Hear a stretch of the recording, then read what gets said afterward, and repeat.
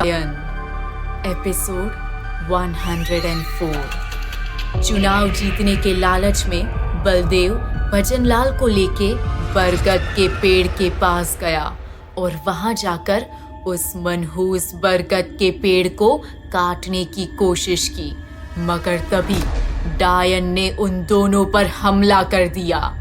इस हमले में भजनलाल ने अपनी जान गंवा दी और बलदेव के सामने उसे अपनी मौत नजर आने लगी। बलदेव गिरता पड़ता भाग रहा था, मगर तभी डायन ने उसे पीछे से आवाज दी। बलदेव, कहाँ जा रहे हो? कम से कम मिल तो लो। इतने समय बाद तो कोई मर्द आया है यहाँ। डायन की हंसी काले आसमान में गूंज रही थी। बलदेव के पैर डर के मारे एक पल के लिए वहीं जम गए थे। बलदेव को पता था कि अगर उसने पीछे मुड़कर देखा तो उसकी शामत आनी थी। डायन अब उसके करीब आ रही थी। डर के मारे बलदेव की सांसें तेजी से चलने लगी थी।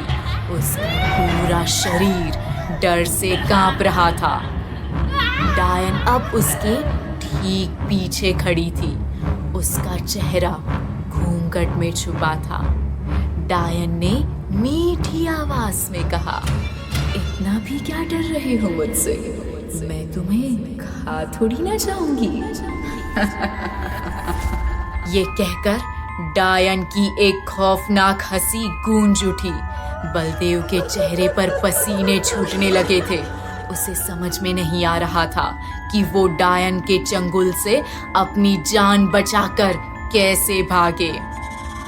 डायन ने तभी अपना हाथ बलदेव के कंधे पर रखा। बलदेव की चीख निकल गई जैसे ही उसे डायन का बर्फ जैसा ठंडा हाथ अपने कंधे पर महसूस हुआ और वो डर के मारे थर थर कांपने लगा। डायन ने प्यार से कहा, मेरा छूना तुम्हें पसंद नहीं आया बलदेव? बलदेव ने डरी हुई आवाज में कहा, मुझे जाने दो। मैं हाथ जोड़ता हूँ, मुझे बख्श दो। मैंने तुम्हारा क्या बिगाड़ा है? ये सुनकर डायन को बहुत गुस्सा आ रहा था और उसने अपने नुकीले हाथों से बलदेव की पीठ को खुरचते हुए चिल्लाकर कहा, बहुत हुई तुम्हारी बकवास। अब मैं तुम्हें जिंदा नहीं छोड़ूंगी। बलदेव की पीठ खून से लथपथ थी। इससे पहले डायन बलदेव पर एक और वार करती, बलदेव तेजी से वहां से भाग निकला, मगर भागते भागते उसके पैर लड़खड़ा गए और वो कुछ दूर पहुंचकर नीचे जमीन पर गिर पड़ा। डर के कारण बलदेव जोर जोर से चीख रहा था। तभी डायन के पैरों की छन छन की आवाज तेजी से उसकी तरफ बढ़ने लगी। बलदेव पूरी ताकत लगाकर किसी तरह उठा और वापस वहां से तेजी से अपनी जान बचाते हुए भागा। बलदेव जैसे तैसे अपनी जान बचाकर उस मनहूस बरगद के पेड़ और डायन के साए से बहुत दूर भाग आया था। उसकी हालत बहुत खराब थी। सिर पर चोट आई थी। पूरी पीठ खून और घाव से भरी हुई थी। उसके हाथ और पैर खरोंचों से भरे हुए थे। जब वो घर पहुंचा तो उसने तेजी से दरवाजा पीटना शुरू किया। उसकी बीवी ने जब दरवाजा खोला तो उसकी हालत देखकर वो बहुत घबरा गई थी। बलदेव ने फौरन उसे पीछे धकेलते हुए अंदर किया और दरवाजे पर कुंडी लगा दी। पसीने और डर से तरबतर बलदेव ने बिना कुछ कहे अपने आप को अपने कमरे में बंद कर दिया। उसकी बीवी को उसका बर्ताव बहुत ही अजीब लग रहा था, लेकिन उसे लगा इस वक्त कुछ कहना ठीक नहीं होगा, तो उसने कुछ नहीं बोला। अगले दिन जब उसकी बीवी उठी तो देखा कि कमरा खुला हुआ था और बलदेव कमरे में नहीं था।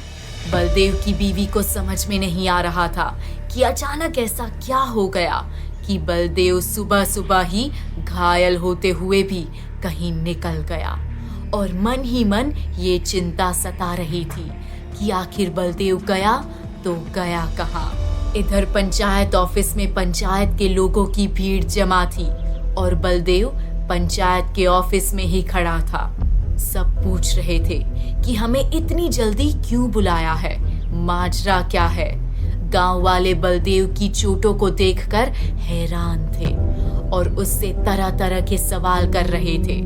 बलदेव ने सबको शांत करते हुए अपनी दर्द से भरी बुलंद आवाज में कहा, मैंने आप सबको यहाँ इसीलिए बुलाया है कि मैं आप सब गांव वालों को सरपंच का सच बता सकूं। तभी कप्तान चाचा, जो कि पंचायत के एक सदस्य हैं, उन्होंने बलदेव से पूछा, कैसा सच? बलदेव ने गंभीर होकर कहा, जब से उस मनहूस बरगद के पेड़ को बांधने की कोशिश करी गई है तब से कुछ भी ठीक नहीं हो रहा है हमारे चकिया गांव में। और सबको एक और बात बता देता हूँ, हमारे सरपंच ने हम सबसे झूठ बोला था।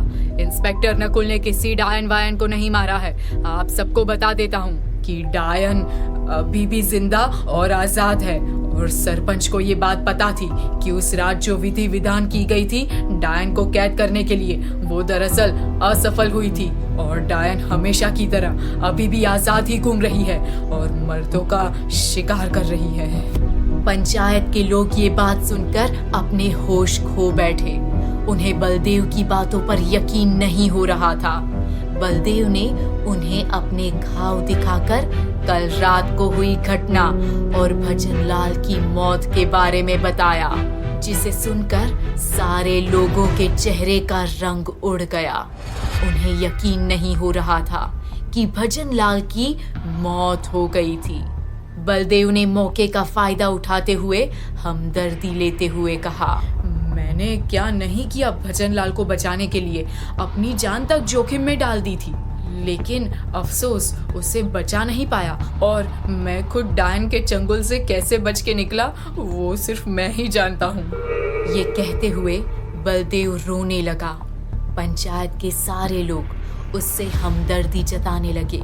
बलदेव यही चाहता था और उसने फौरन कहा, हमारे पास अब एक ही रास्ता बचा है और वो है एक नए और काबिल सरपंच का चुनाव। अगर चकिया गांव को बचाना है तो हमें एक बहुत काबिल सरपंच लाना ही पड़ेगा। चकिया गांव के सभी लोगों ने हाँ में हाँ मिलाई। बलदेव अंदर ही अंदर बहुत खुश हुआ और उसने कहा, तो कल सब लोग स्कूल के मैदान में मिलेंगे और सभी चुनाव करेंगे कि चकिया गांव का नया सरपंच कौन बनेगा। मन ही मन बलदेव जानता था कि ये तो बस एक उसकी लगाई हुई छोटी सी चिंगारी थी, मगर सरपंच के लिए एक बहुत बड़ा धमाका होना अभी भी बाकी था। इस बात के पता चलते ही सरपंच गुस्से से तमतमाते हुए रानी के कमरे में घुसा और रानी को बिस्तर से खींचते हुए बाहर ले आया। रानी उसके व्यवहार से हैरान थी और पूछे जा रही थी, क्या बात है बाबूजी, आप मुझे कहाँ ले जा रहे हैं? सरपंच ने रानी से सख्ती से कहा, चप्पल पहनो और चलो मेरे साथ पंचायत के दफ्तर। रानी चौंक गई और गुस्से से बोली, मैं नहीं जाऊंगी। मैं पहले भी कह चुकी हूँ, मुझे आपके राजनीति में कोई दिलचस्पी नहीं है। मैं आपके काले करतूतों में और शामिल नहीं हो सकती। सरपंच ने रानी पर चिल्लाते हुए चेतावनी से कहा, अगर तुमने मेरी बात मानने से इनकार किया तो मुझसे बुरा कोई नहीं होगा, समझी तुम? रानी ने हंसते हुए कड़वे स्वर में कहा, धमकी देने के अलावा आप और कर भी क्या सकते हैं? मुझे कोई फर्क नहीं पड़ता। जो मेरे अपने थे वो तो आपके कारण इस दुनिया में अब नहीं रहे और मैं भी अंदर से कब की मर चुकी हूँ। तो इस बार मेरे शरीर से जान निकालकर मुझे हमेशा के लिए खत्म ही कर दीजिए। कुछ भी हो जाए, लेकिन मैं अब आपके किसी भी काम में साथ नहीं दूंगी। ये कहकर रानी वहां से निकल गई। सरपंच को ऐसा लगा जैसे रानी ने उसके मुंह पर एक जोर का थप्पड़ मार दिया हो। अब सरपंच के पास कोई रास्ता नहीं था। उसे पता था कि रानी ने उसके बर्बादी का रास्ता खोल दिया था। रात के 9 बजते ही बहुत दिनों के बाद पूरे चकिया में एक खौफनाक सन्नाटा पसर गया। तभी देर रात सरपंच के घर का दरवाजा खुला और एक औरत बाहर आई। वो औरत और कोई नहीं बल्कि सरपंच की बहू रानी थी। सफेद साड़ी पहने, उसके खुले बाल बिखरे हुए थे।